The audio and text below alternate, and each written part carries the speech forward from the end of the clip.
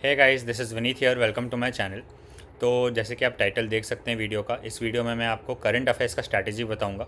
कल मैंने जो वीडियो लाया उसमें मैंने आपको कॉन्ट्स, एलआर, कंप्यूटर और इंग्लिश के बारे में बताया था। आपको क्या करना है, कौन से टॉपिक्स से क्वेश्चन हर साल पूछे जाते हैं, वो आपको बिल्कुल अच्छे से करना है। मैंने वो सब आपको बताया इस वीडियो में। एंड इस वीडियो में मैंने आपको बताया था कि मैं आपको करंट अफेयर्स के बारे में अलग से बताऊंगा, क्योंकि वो वीडियो थोड़ा बड़ा हो गया था।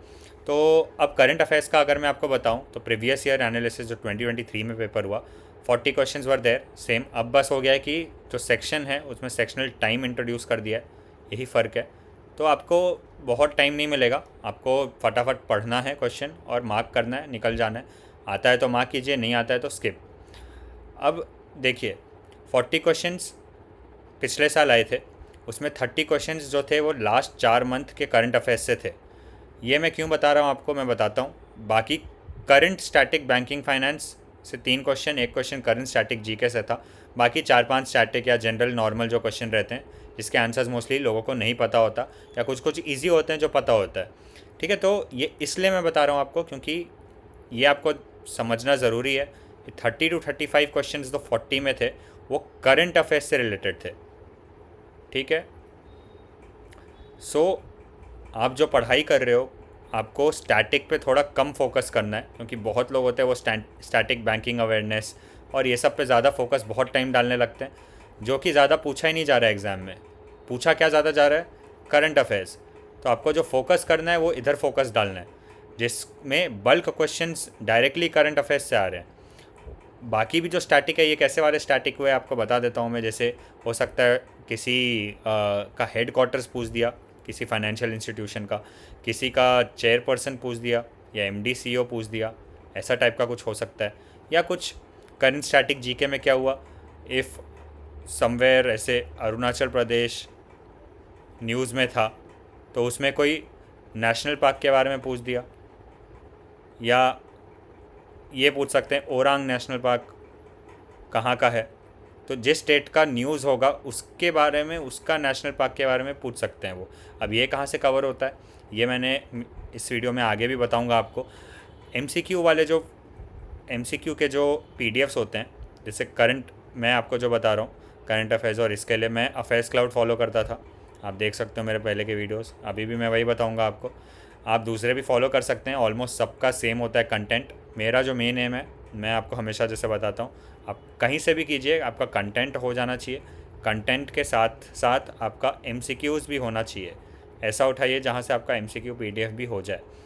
ये क्या होता है, इससे आपका रिवीजन स्ट्रांग हो जाता है, आपको क्वेश्चन फॉर्मेट में याद हो जाते हैं क्वेश्चन। तो आप अचानक से जब वो क्वेश्चन देखोगे पेपर में, तो you will remember what was the question, what was the crux, main चीज़ क्या था, आप मार्क कर दोगे आंसर। ठीक है। तो अब क्या क्या पे फोकस करना है मैं बताता हूँ आपको। जैसे कि मैंने बताया पिछले स्लाइड में, you should focus on current affairs rather than static. तो आपको static GK, banking, static banking, ये सब नहीं करना है ज़्यादा। बैंकिंग के एग्ज़ाम में इतना नहीं पूछा जाता है, बाकी एग्ज़ाम्स में पूछ सकते हैं जो रेगुलेटरी बॉडीज़ या कुछ है तो। बट बैंकिंग में करंट अफेयर्स ही ज़्यादा आता है। पूरा हिस्ट्री आपके पास, आप देख लीजिए उठा के, तो टाइम वेस्ट मत करना उसमें। अब आपको क्या क्या पढ़ना है मैं आपको ऐसे बता देता हूँ ऊपर ऊपर से। जिसने बिल्कुल स्टार्ट नहीं किया या स्टार्ट किया बट यू आर कन्फ्यूज्ड कि क्या करूँ मैं, पहले कैसे करूँ, तो मैं आपको बता देता हूँ ज़्यादा क्वेश्चंस कहाँ से आते हैं। तो ज़्यादा क्वेश्चंस नेशनल न्यूज़ से आते हैं। State news, national news, government schemes और विजिट्स, जो पीएम के विजिट्स होते हैं, पीएम जहाँ विज़िट करते हैं उसके कभी कभी आ जाते हैं, उधर गए थे तो क्या हुआ, या वैसे टाइप के, कहाँ विज़िट हुआ था, इधर मिले वो कहाँ था, क्या था, वैसे टाइप के क्वेश्चन होते हैं, तो वो आपको कवर करना पड़ेगा। इसके बाद जो मेन होता है बैंकिंग एंड फाइनेंस में, आरबीआई न्यूज़। ये तो डेफिनेटली 2-3 क्वेश्चन आते ही हैं आरबीआई के रिलेटेड, कुछ ना कुछ वो पूछ देंगे। कुछ ना कुछ आरबीआई का डेट का पूछेंगे कि इसका लास्ट डेट क्या है, कब तक कर सकते हैं, या कुछ भी आरबीआई से रिलेटेड कुछ नया आरबीआई ने लाया है, कोई ऐप लाया है या कुछ भी किया है, तो वो नया टाइप का पूछ देते हैं। और बाकी फाइनेंशियल इंस्टीट्यूशंस का भी इम्पोर्टेंट है, सेबी का भी इम्पोर्टेंट है। अगर इन्होंने कुछ नया लाया है, अगर नाबार्ड ने कुछ नया लाया है, अगर सिडबी ने कुछ नया लाया है, तो ये आपको देखना पड़ेगा। इसके बाद जो आते हैं वो बैंकिंग के आते हैं। बैंकिंग मतलब एसबीआई हो गया, स्टेट बैंक हो गया, बाकी बैंक्स हो गए, Punjab national bank, bank of Baroda, इनने अगर कुछ बैंक अश्योरेंस किए हैं, तो ये जनरली पूछते नहीं है, बट इनके इंश्योरेंस किसी के साथ टाई अप किया है, एमओयू अग्रीमेंट साइन किया है, कभी कभार आ जाता है ये ज़्यादा, लेकिन पूछते नहीं है, बट आपको कवर करना है बैंकिंग का भी, उसमें भी इंपॉर्टेंट रहता है कुछ कुछ। फिर बिजनेस एंड इकोनॉमी आता है, इकोनॉमी पार्ट बहुत इंपॉर्टेंट है, ठीक है। इकोनॉमी के भी डायरेक्ट क्वेश्चन कभी कभी पूछ देते हैं, कुछ भी अगर हुआ तो। एमओयूज़ एंड अग्रीमेंट जो मैंने आपको बताया, एमओयूज़ और अग्रीमेंट्स बहुत साइन होते हैं, उसमें भी कुछ इंपॉर्टेंट है तो आपको करना पड़ेगा।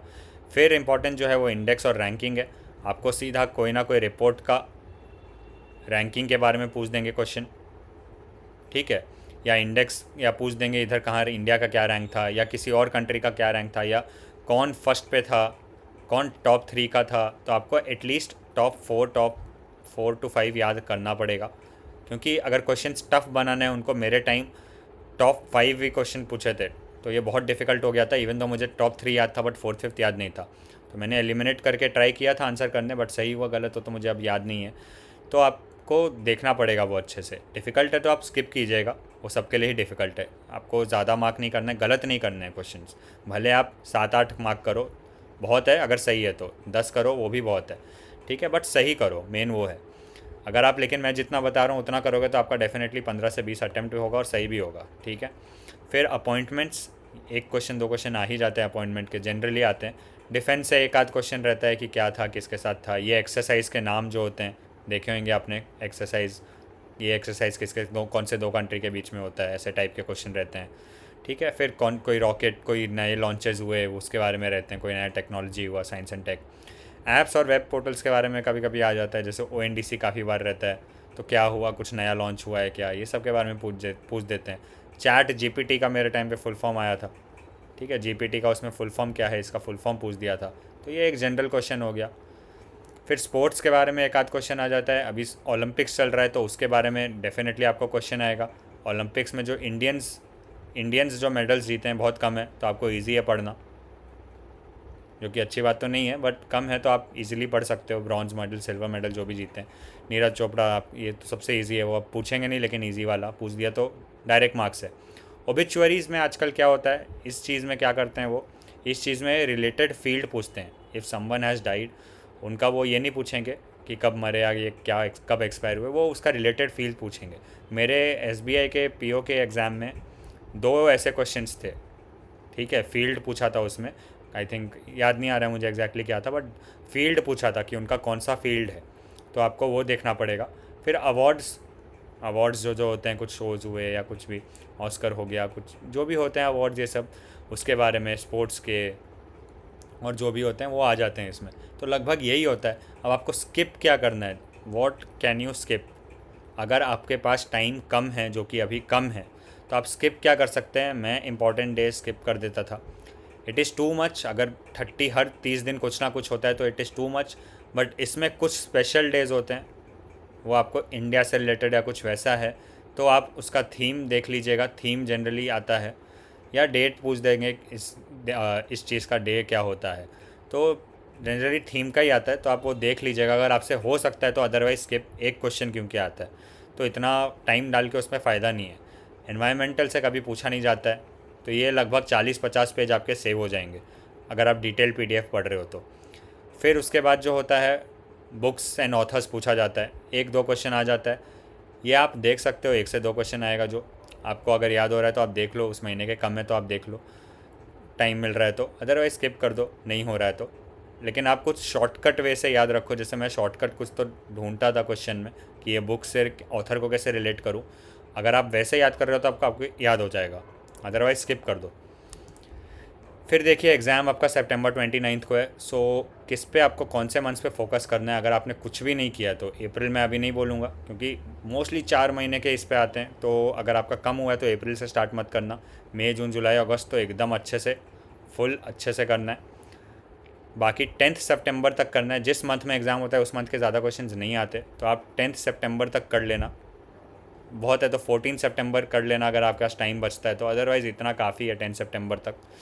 और बजट ये मत भूलिएगा, please do it properly and expect around 2 to 3 questions, 4 questions budget से डायरेक्ट क्वेश्चंस आ सकते हैं। काफ़ी कुछ डिस्कस हुआ है, सूर्या घर, लोन्स, ये सब काफ़ी कुछ हुआ है बजट्स में डिस्कस, बजट में, तो आपको सब वो सब पढ़ना है।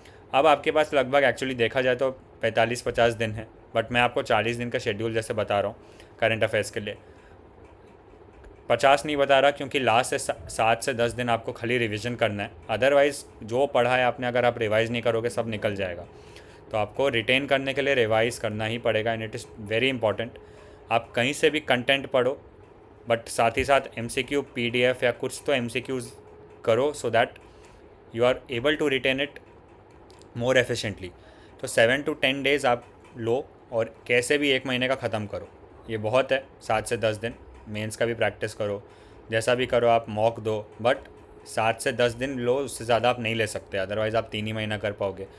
इतने दिन में जनरली तो और कम में भी कर सकते हो, बट 7 से 10 दिन लेके 1 महीने का पूरा करंट अफेयर्स आप ख़त्म कर दो। तो ऐसे आप 28 दिन, अगर 7 दिन लेते हो या 10 दिन ले रहे हो तो 40 दिन में आपके 4 महीने के आराम से हो जाएंगे। बाकी फिर थोड़ा थोड़ा 10 दिन का सितंबर का करना हो आप 1 दिन में कर लोगे, उससे ज़्यादा टाइम नहीं लगेगा। रिवीजन स्टार्ट कर दो। करंट अफेयर्स में अगर आप 15 से 20 स्कोर कर लेते हो तो डेफिनेटली आप बहुत आगे बढ़ जाओगे, क्योंकि लोगों का बहुत कम स्कोर आता है। मेरा खुद का RRB PO के एग्ज़ाम में कम स्कोर आया था।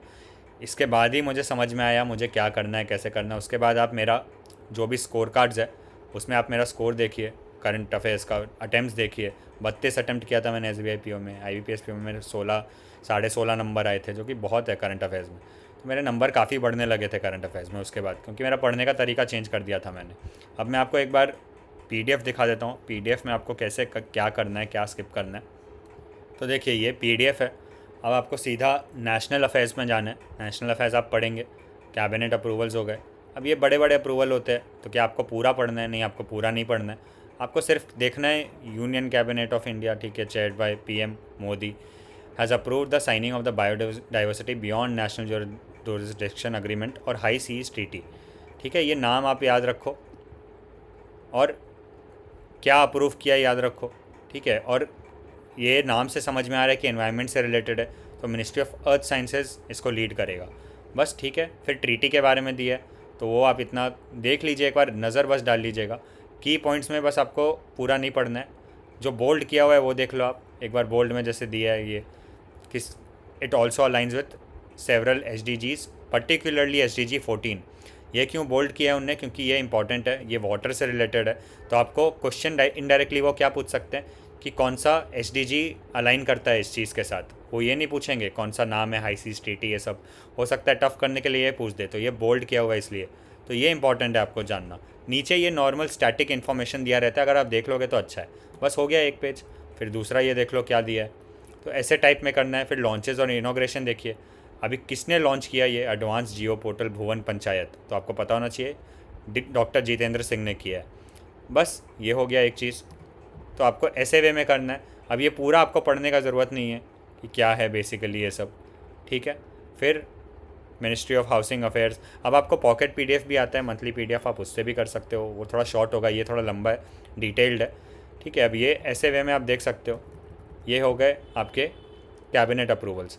ऐसे आप पार्लियामेंट न्यूज़, स्टेट न्यूज़ देख लीजिएगा। बैंकिंग एंड फाइनेंस न्यूज़ आएगा, RBI न्यूज़ आएगा।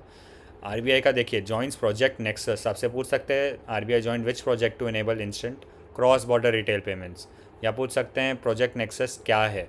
तो ये आपको बेसिकली टाइटल पता होना चाहिए, अंदर का चीज़ थोड़ा सा देख लीजिए, नज़र मार लीजिए कि क्या है, और की पॉइंट्स थोड़ा देख लीजिएगा इसमें। ये डिटेल्ड वाला है, पॉकेट PDF इससे शॉर्ट वे में थोड़ा दिया रहता है, तो ये जल्दी जल्दी हो सकता है। अभी आपको थोड़ा देखना पड़ेगा, लाइसेंस जो कैंसिल करती है RBI, बहुत बैंक्स का करती है, तो आप ये स्किप कर दीजिए।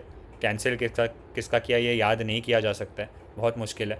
अब ये इंपॉर्टेंट है, इंडिया में एम्प्लॉयमेंट कैसे कितना ग्रो हुआ है, तो it grew at 6% in FY24 from 3.2%। तो ये आपको याद होना चाहिए, ये वैल्यू याद होना चाहिए। बाकी इसमें कुछ खास नहीं है, नंबर दिया हुआ है। तो इस तरीके से आपको पढ़ना है। So I will go back to the slides. So I hope आपको समझ में आया होगा आपको कैसे क्या करना है, कैसे पढ़ना है। और कुछ डाउट होगा, क्वेरी होगा, तो आप मुझसे पूछ लीजिएगा। And if you are new to my channel, do not forget to subscribe so that you don't miss out on any such updates and strategies. Thank you and keep preparing. All the best.